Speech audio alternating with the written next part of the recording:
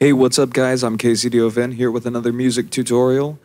Today I'm going to be talking about sidechain compression.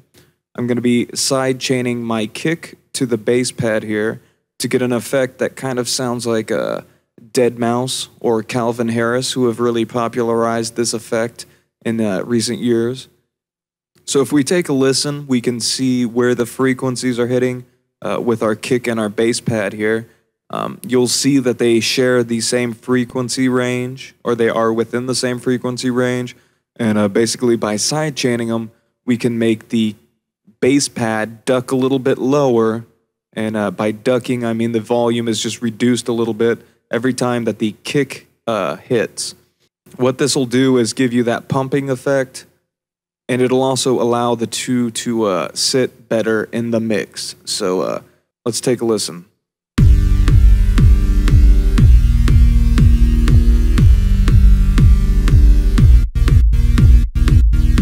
All right, so you can see they kind of take up the same frequency range. They're within the same frequency range, roughly about 40 plus, up until about the low mid range.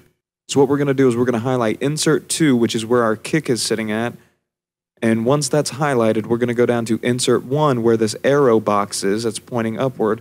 We're going to right click on that and go to sidechain to this track. Now what that's going to do is that's going to send the information from insert 2 to insert 1, and that's going to tell our compression when the kick is hitting.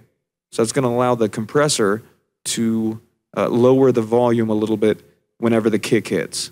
You'll see that there's a knob here. You want to make sure that's at 0, because if you turn that up anymore, it allows the audio from insert 2 to be played through insert 1, and we do not want that because that's too much audio from insert 2. It's already playing through insert 2, so there's no need for it to play through any other insert unless you wanted to add an effect after the fact, or perhaps you run out of effects slots in one of the inserts, but we aren't going to need it for this one, so go ahead, leave it at 0. No audio. Once you have insert 2 sidechained to insert 1, you're going to want to go ahead and open up Fruity Limiter on insert 1, and you're going to want to change it from a limiter to a compressor. And you'll see here that it says sidechain with 3 dashes in this little box. You're going to want to right click on that and choose kick, or it'll say either kick or insert 1 or whatever the name of your insert is, and you're going to want to click that one. If we play it at this point, the audio isn't going to be changed at all, which you'll hear in just 1 second, and that's because we haven't messed with the ratio or the threshold here. So you can hear it's the same thing. So what we're going to do is we're going to go ahead and turn the ratio up to about, well, I'm going to put it at about 3 to 1, and then I'm going to turn the threshold down a little bit, and you'll be able to see a little bit of an effect now.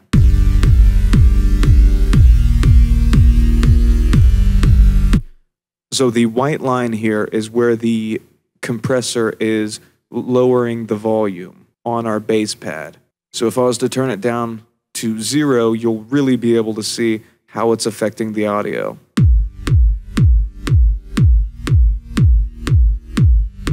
I'm going to raise it up a little bit. You don't need to hear that little bass. You want some of that bass to run through.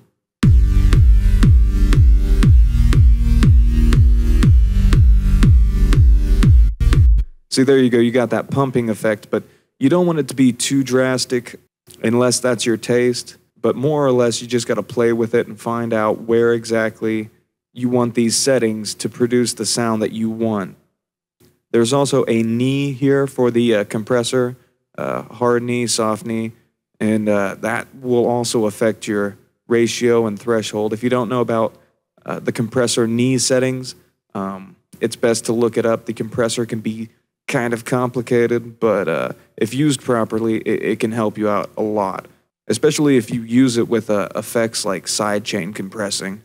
So now we officially have our kick sidechained to the bass pad, and we have the compressor sidechain compressing it to get that pumping feel. All right, so let's take a listen to our kick and our bass pad with other instruments thrown into the mix and see how it sounds.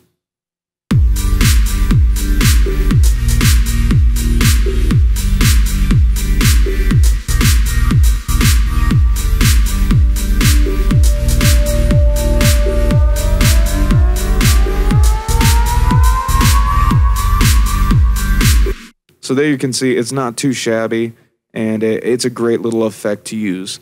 Now, if for some reason you don't have Fruity Limiter or you don't want to use Fruity Limiter, there are other ways to sidechain your kick and your bass pad, and I'll be exploring those in another tutorial.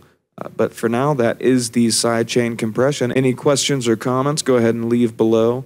Remember to check out my music at reverbnation.com/KCVin. I'd like to leave you with a track of mine that actually uses this method of sidechain compression. It's called Kick It, and you can find it at my Reverb Nation page. Thank you so much for watching. Hope you enjoyed.